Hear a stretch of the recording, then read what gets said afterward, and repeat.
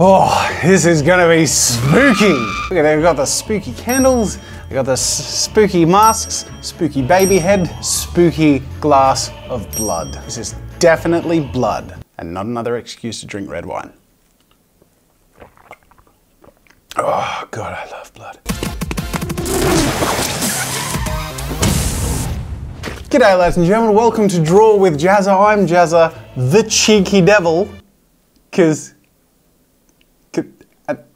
with Halloween coming up next week, I thought it'd be fun to make a little pre-Halloween video just in case you wanted to put together a bit of a last-minute costume on a really small budget. Today I'm going to be using these little masky things I have here. These are just super cheap face mask things that you get from the dollar store. They really aren't very expensive, and with some other very inexpensive supplies, I'm going to turn these into some custom Halloween masks. And the cool thing is, while I'm showing you this applied to these face things, you can apply them to anything. You can build armor or suits or gloves or whatever. You can build props with just nothing but cardboard and some other stuff we'll get to later. But I'm going to start off by coming up with a few little design ideas. So we have the two masks. So I thought it might be a bit of a challenge to do two in one day, but I'm going to try and create two full Halloween masks from scratch, well, almost scratch. From this. So in designing our masks, let's do one at a time, and I'm just going to very roughly plan out how I'm going to do this. Does that look right? That looks about right. I mean, to be honest, these things are pretty spooky already. They don't need much done to them to just be a little creepy. Anyway, so I thought design number one could be some sort of goblin creature. So I'm just going to use a Sharpie to come up with a few ideas. I think if we expand the brows, big, angry, heavy brows over the eyes, so we're going to have to thicken these up and pop that out. We can create some goblin ears, and we're going to need a really big goblin nose that's going to hook over and hang over the front of the face. Now I'll add a whole bunch of little details like bags under the eyes, maybe some cheekbones, and I don't know, like a long chin like this. Maybe I'll pull that out. So that'll be mask number one. And for mask number two, I thought it could be fun to do like a skull, like a demonic skull. And I'm gonna try and do something a little tricky. I've never attempted this before, but I'm gonna separate the lower jaw from the top jaw and try and do teeth so that when I talk or open my mouth, the skeleton head talks. It's gonna be a little complex, but if I can pull it off, I think it'd be really cool. So same sort of thing, I'm gonna draw my mask base, add like some devil horns coming out the front here, something cool and textured. And to really make it look like a skull, I'm gonna have to have the cheeks come in like that, and I'm gonna have the lower jaw stick out in front of the top jaw, and then the top jaw is also gonna have some sharp teeth as well. So this is all gonna be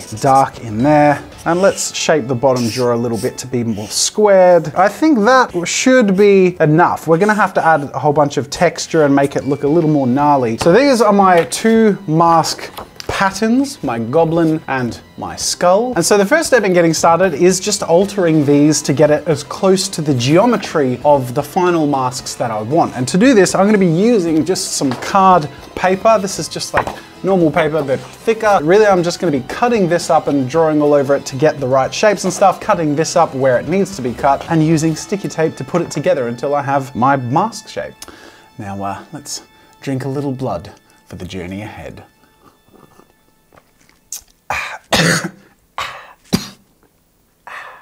To modify the shape of the masks to fit my designs, I imagined the protruding bits as little boxes or 3D shapes poking out of the surface of the mask, and then I drew those shapes sort of flattened out on my card paper in a kind of deconstructed way. Then after cutting those shapes out and folding and sticking them into position, I'm effectively able to modify the mask geometry without needing to add too much weight or use any specialized materials. Sort of think about how cubes are when they're on a flat piece of paper before you cut them up and stick them together. Now don't be fooled, I had no practice or plans going into this. The deconstructed shapes I cut and folded were completely improvised and very rough. And in some cases, like the nose, I got the size wrong and started again, and in other areas like the chin, I found the protrusion wasn't enough and just simply added more. It's all very relaxed and rough. It might be tempting to get frustrated or think your design isn't looking how you imagined, but remember, this is the ugly part. So try and just have fun and play around, and remember remember that anything you do can be undone or added to. Also, don't feel like you have to stick to one material or method. For example, when I got to the goblin's ears, my card paper wasn't going to be thick enough, so I just dug some box card out from the trash and used that to make some more substantial ears. Moving on to the skull, I started off by drawing the skull shape onto the mask so I knew where to cut and could plan out the geometry tweaks from there. Once cut up, it was time to add some chunks to the skull so it would poke out in the right places, making the brows really pop out, and using cardboard to shape the cheeks and upper teeth. Next, it was time to figure out the jaw. This would be tricky, mainly because I wanted a big, mean underbite with large bottom teeth poking out. To do this, I added a separate, much more protruding cardboard section for the lower jaw, which I stuck some big teeth on top of, and then evened out the shape of the chin with paper and cardboard until I had something that looked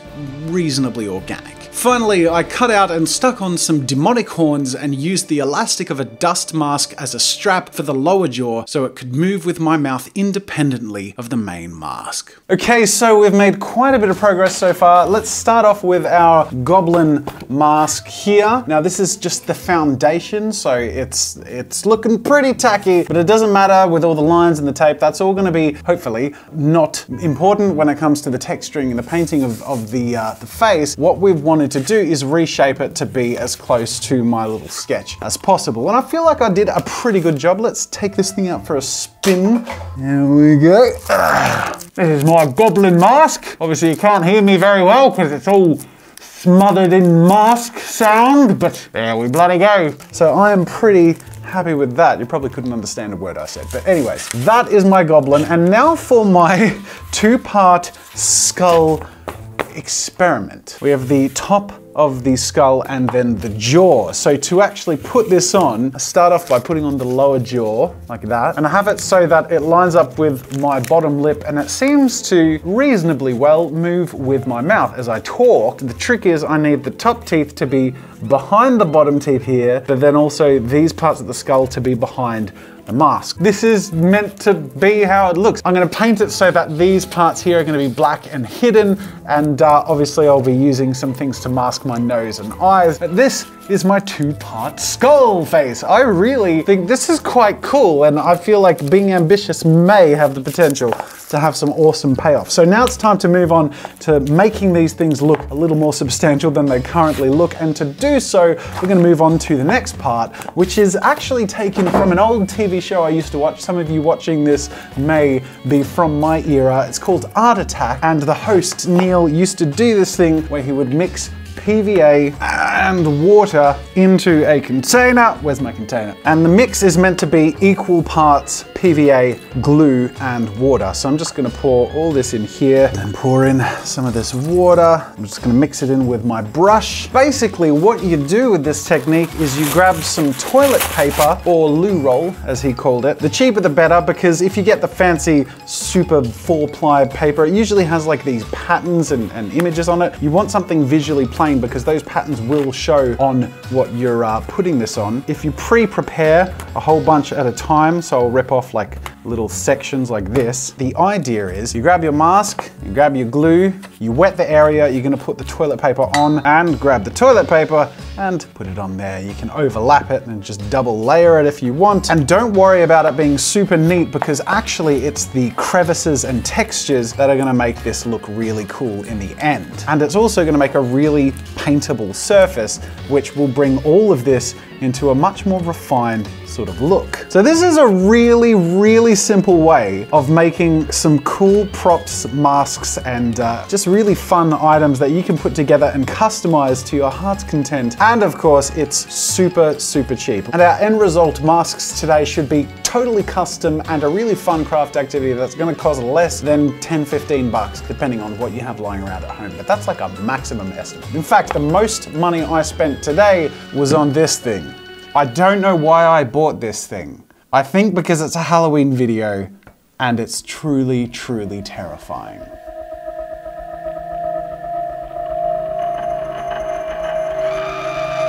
Anyway, I just thought I'd share that with you. I'm gonna move on and texture my masks. It's gonna take a little bit of time to get a nice even coat, and of course you want it to be completely dry before you get to the painting process. But I'm gonna cover all of these, and once they're completely dry, which I'll leave them out in the sun, and you can also use a hairdryer if you want to speed up the process, I'm just gonna move straight into painting and create the final Halloween masks.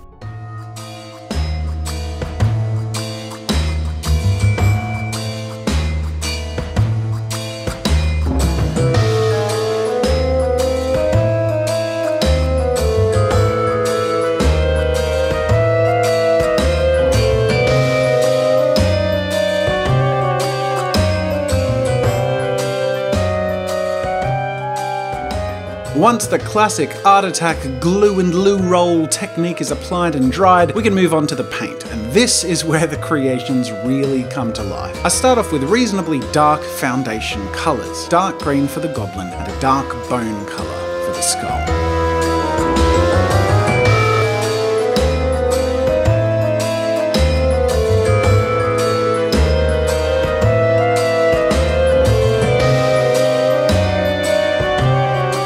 Once the base coat has dried, you can see how satisfying the creations are to look at, especially with all that messy foundation work hidden and with the textures of the toilet paper adding a cool organic effect. And it only gets cooler from here. Starting off with our goblin, I go one shade darker and gently deepen some of the darker areas such as the eyes, the mouth, and then I use this darker shade to add some fake shape and depth, like lines on the forehead and on the side of the mouth, and then adding definition where needed. Then I throw on a quick base colour for the teeth and move throughout the rest of the piece, working up in tones. Dry brushing in broader areas of slightly lighter tone for the skin, and then smaller areas of much lighter tone for the final highlights, both in the skin and the teeth. Now onto our skull. Same process as before, but with ever lightening bone colours while creating illusions to details as I go, leaving darker areas and the gaps between the teeth, inside the eyes, and in the joins of the horns on the head.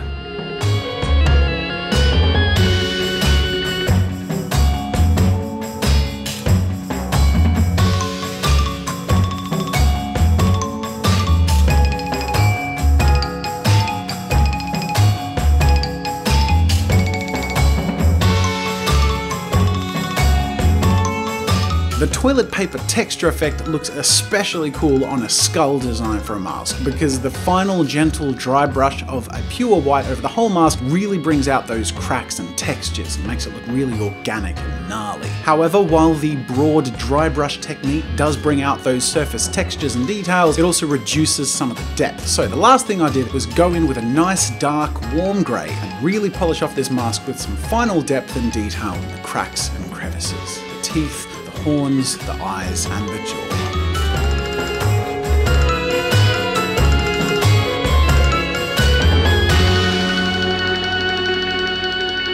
So after all my effort, the total time that I put into each mask was about 2 hours of work, which really isn't much. So let's jump to the final results, starting off with this fella here. I didn't try anything particularly fancy with this design. It was just a sort of mask alteration, and this is the end result, which I think looks pretty cool. You can disguise the fact that it's only a half mask by putting on a hat or a wig or something. For example, got me a Cobra here, so he could be sort of like an Aussie goblin, or we could go with a bit of a Weasley wig.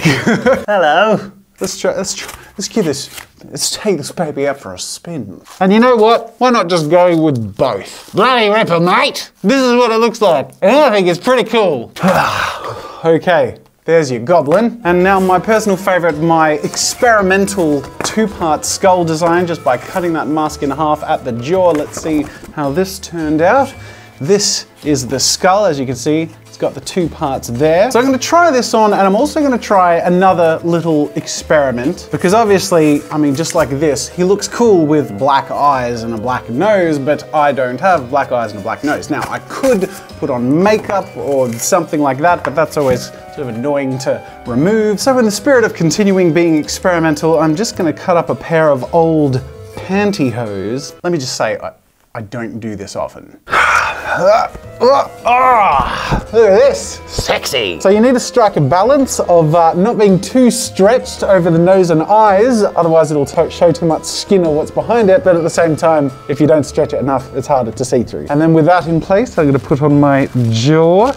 There we go. And the top, like that. And just like that, we go from concept to reality. Now, obviously, we can use some finishes like we did with the Goblin. And in fact, to finish this off, I actually have a wizard costume. Oh, look at that. Home sweet home, eh? That seems to overlap nicely with my pantyhose, is a phrase I never thought I'd say. And now I'm just gonna grab my hood. Oh, there we go.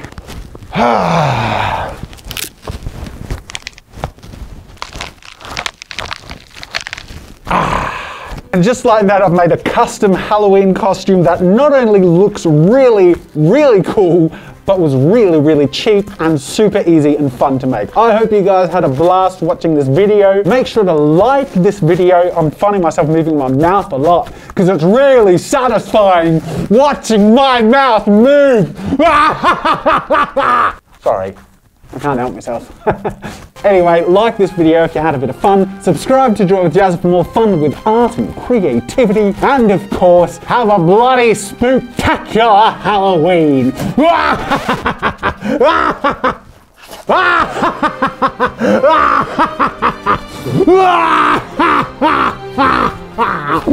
This thing is really fun. You should go make one. Bye! Make sure to subscribe to my channel to see more of my videos, and while you're at it, check out my shop where I sell ebooks, brushes, photo references, video courses, and more. There's another video you might enjoy from my channel over there, and you can also check out my behind the scenes daily vlog channel, Daily Jazza. That's it for now, and until next time, I'll see you later.